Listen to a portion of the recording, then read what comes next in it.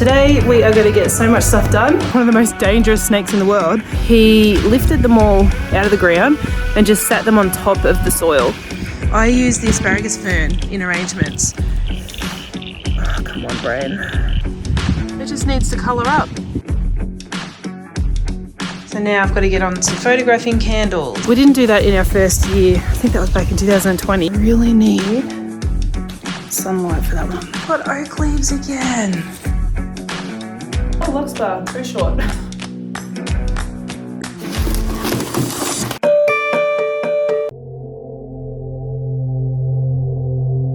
I love how when you melt the wax, it goes from yellow to beautiful pure white. Some I've already done.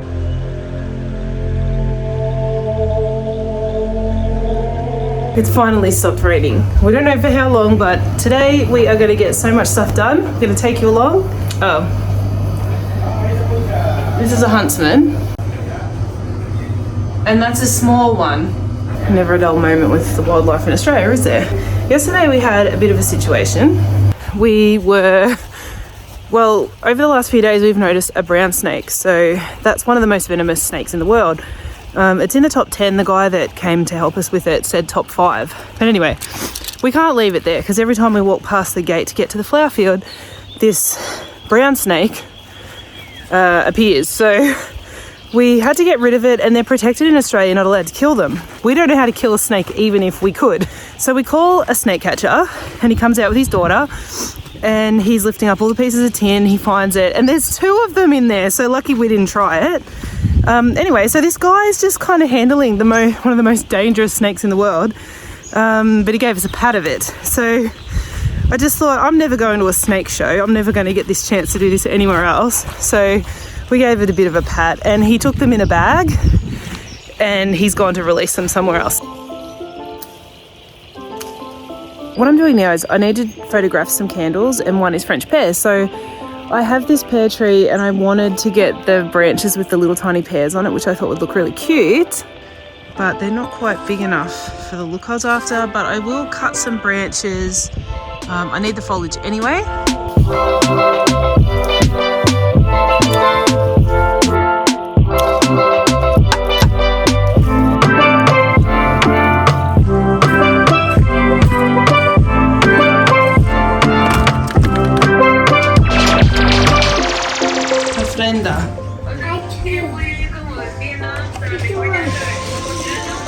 Moroni's showing the girls how to do an ofrenda because it's Dia de los Muertos, or Day of the Dead. In Mexico, some people dedicate an entire room to their ofrenda, or they might have at least a big space in a room. We don't have room for that, so we're doing ours on a tiny little stool. We're doing a miniature one. The idea is just to teach the kids the concept. So I'm going to have a look at what's going on with the water. I had to move some plants out of these hothouses because they flooded. And I was going to move the rest out today, but the rain stopped, thankfully. But look at them. They're in not very good shape. But we thought while they need kind of fixing up after all that weather, what we might do is reconfigure it. I think we're going to run it long ways. We've got a big piece of plastic, get rid of these green ones and put the big green piece, the big clear piece over. The green's better, but we just can't keep them on there. They won't stay on. So we're going to put the clear one on, and in summer we're going to put shade cloth over it. But things got pretty wet. Very, very wet. Ranunculus in pots seem to have survived. They're still going yellow. I didn't get my vines in for the veggie patch. The basil up the back is looking pretty sad. We just need to get stuff out of here now, get it in the ground. This one's really just well, it's got some plants in it, doesn't it? There's just so much we haven't been able to do. It's all kind of a backlog now. We're just going to bust ourselves today to get as much done as possible. This raised area actually flooded, which was really surprising. And can you see how far the soil level has dropped? I just feel like that soil with all that water has just become very compacted. So I hope that isn't going to compromise the plants. And these dahlias, I only put 6 in before all that flooding.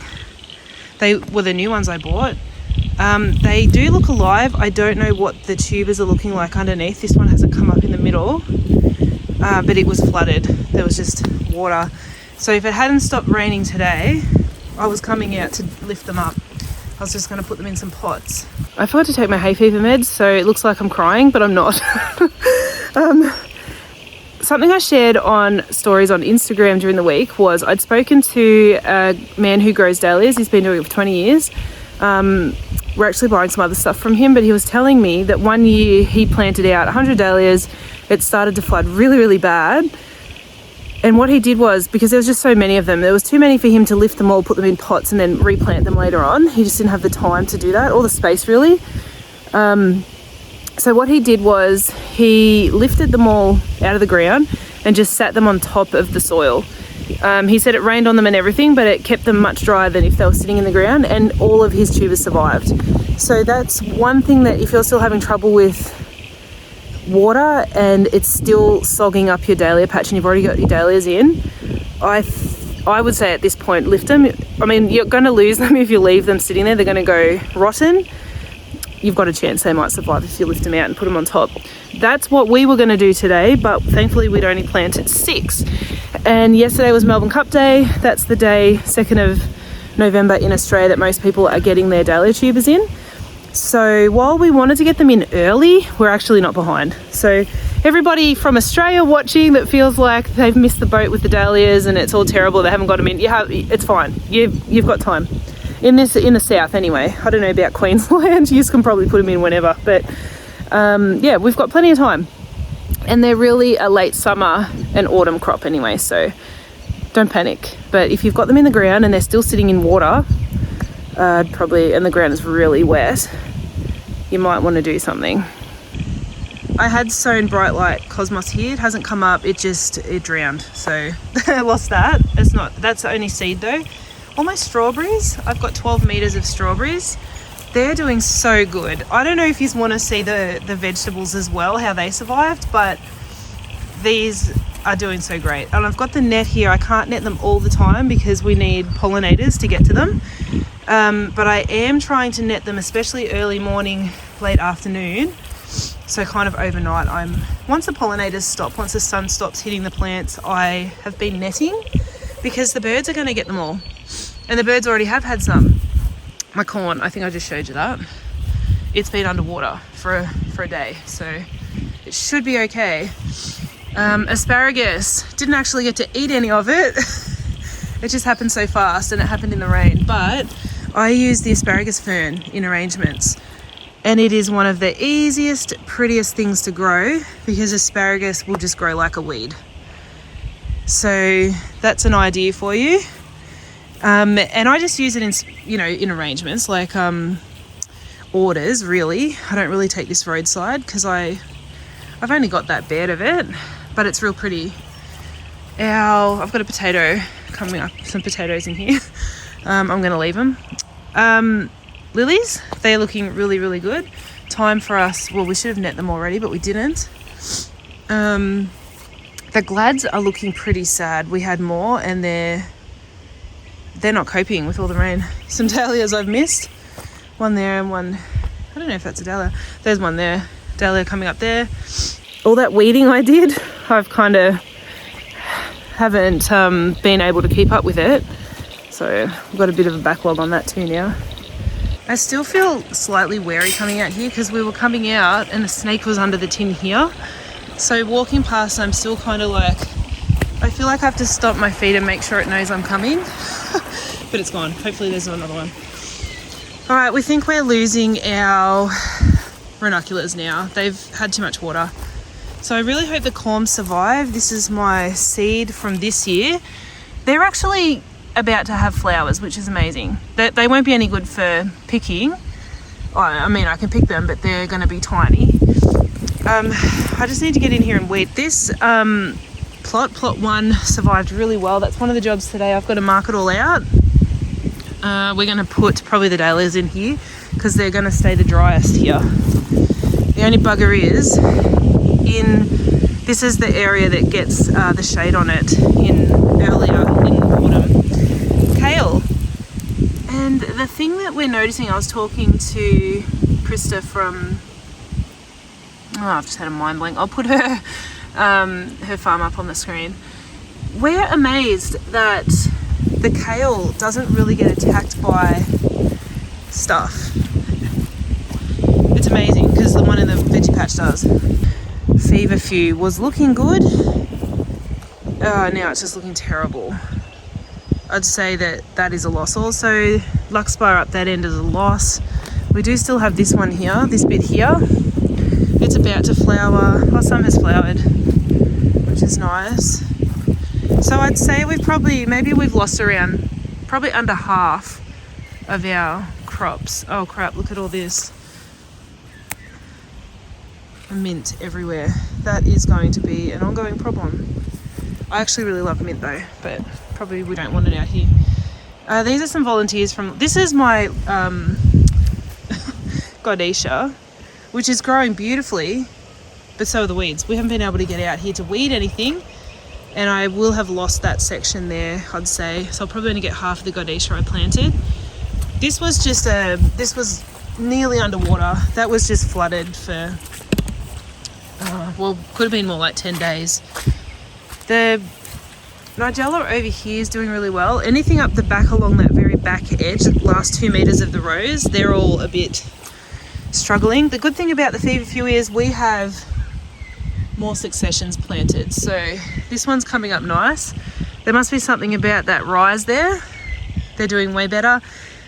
We do have more, I know it's really late now, but we've got more, I'm having a total blank what they're called.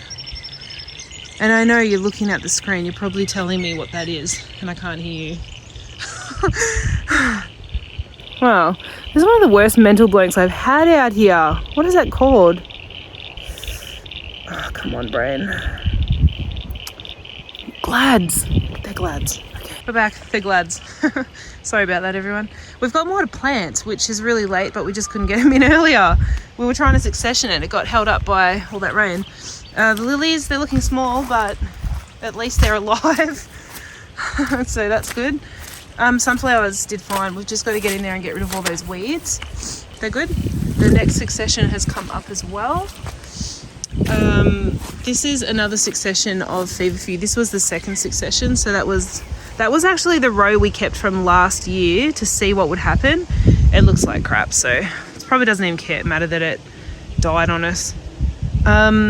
So this is the next succession, and then that's the third one. We're about to put the fourth one in now that it stopped raining because we used so much of it. Look, sea holly. It is going to flower very soon. It loved the rain, and it actually had, there was a big pile of water, you know what I mean? Big, huge puddle that sat here for days and days and days, and would have just been making the ground absolutely soaking wet for the sea holly. But it is growing like a weed. It is growing so well, the weeds are having trouble growing amongst it. Look at this one. It just needs to colour up. Now we've got the bells of Ireland were in here. Moroni said they've started to germinate, but I can't see any, so where are they? Maybe they've come up somewhere else. We've got a little bit of snapdragons. They're looking really small. They've had a rough life. And we need to get a net on it. That's another job for today. What I've got to do now is I've marked out all these plots so they're perfectly straight and lined up. Plot 2 and 3 are done. I've got to do plot 1 now so Moroni knows exactly where the beds are going. And we really, really wish we could get that truck of compost in here. But at this point, they can't even leave their yard to deliver it to us because they're going to get bogged even just leaving their place. So we're trying to think, what can we do? Because that plot 1, we really need to add some more nutrients into that soil and build the beds up too. But the house is looking cute.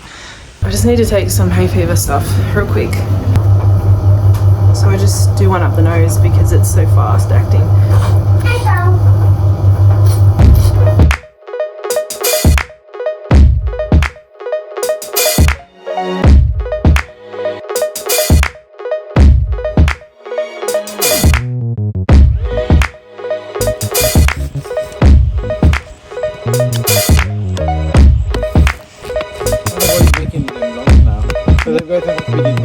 this is it here. That was just my string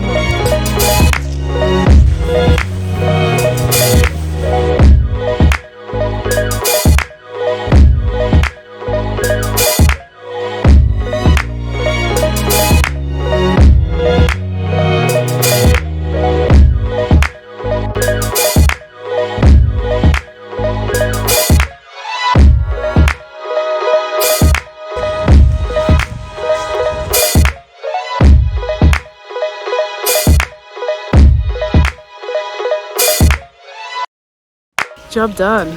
So Moroni will come along now and he's gonna replace them with metal star pickets and then they'll stay there permanently. We've done that with the other 2 plots.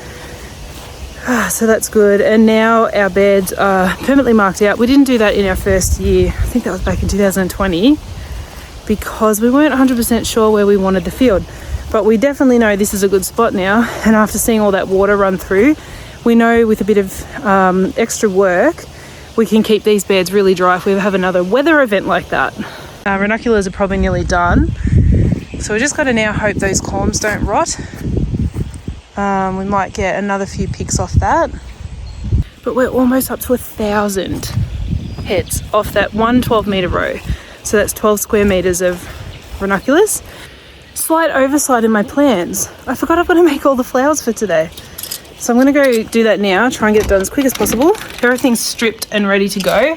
I probably should do these photos of the candles now too because the sun's out and I really need sunlight for that one.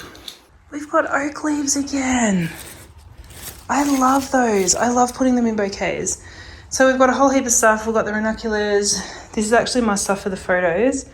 The kale, we picked those really pretty ones. The black one is not very full, but I'll use it as a foliage. This is the random pick from this morning. A little bit of stuff left over from yesterday. I've got some disbuds that I bought. There's one lily. I used the others in an order yesterday. Straw flowers, a little bit of everything. Hello. Oh, yes, lavender too. Thank you. No problem. Look at that. I love the dark ones, but I don't know if the people do. Look at this. If you put wax flower, kale and lavender, they're pretty. I really need to stop messing around. Let's just get into it. I just need to fix my hat hair. It's still a bit wild. It doesn't matter. Oh, Luxbar, it's very short. I'll pop that in there. He must have chopped it off. Well, maybe it wasn't long. I'm having a really rough day remembering things. I don't know what's wrong with me. But this, which is nicknamed Gypsy, I'll put it on the screen. I know what this is. I just can't. My brain's stopped. We didn't plant any this season or last season. It's just kind of volunteering now.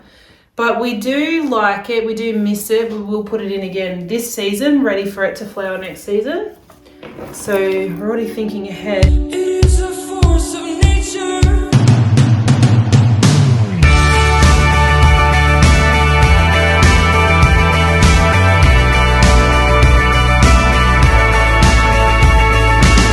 Have you felt stuck or insane? To venture or to evade? Wake yourself before it's over. There is no better escape. It is a force of nature. To follow you were made for.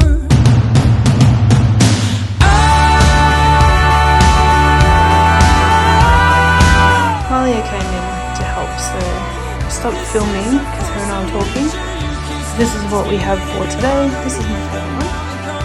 We've got 10 35s, 4 55s, and this is just the older ranunculus. I've just put them in a bucket. That just brightens up the stand a little bit more. So now I've got to get on to photographing candles. Somewhere in the stratosphere.